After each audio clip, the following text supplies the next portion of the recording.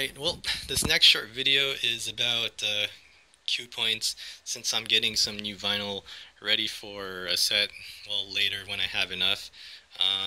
Might as well show you how I do it my way. You're probably familiar with this half moon thing, which is, leads the needle to where you want it to start. You've seen probably a million videos on that. You might not have seen a million videos on this extra piece that I like to add to my vinyl, which is where the outro of, this song, orange song, orange, tag, that's where the outro starts.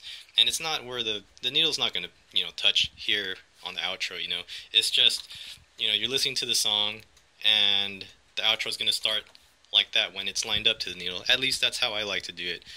Technically, your music, you should know, the structure off the top of your head. But hey, I mean, you could have a ton of vinyl you could have forgotten. God forbid, you could be wasted and you don't remember anything at the moment. So why not add a little bit of notation for yourself?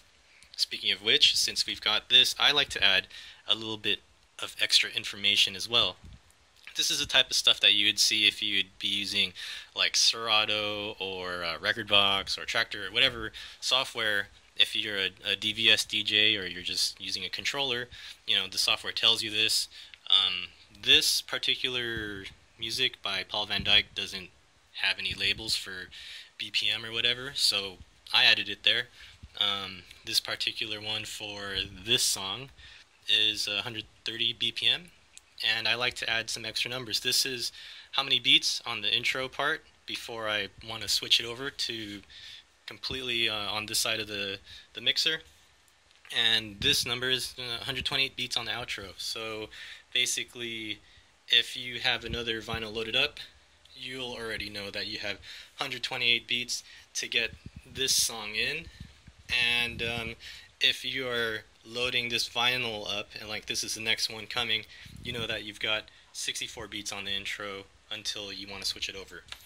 Now technically, since you're using vinyl, you're going to need to do some beat matching, and you would have probably figured out that you've got 64 beats anyways, which is true, but things happen and you've got this ready, so why not write it down?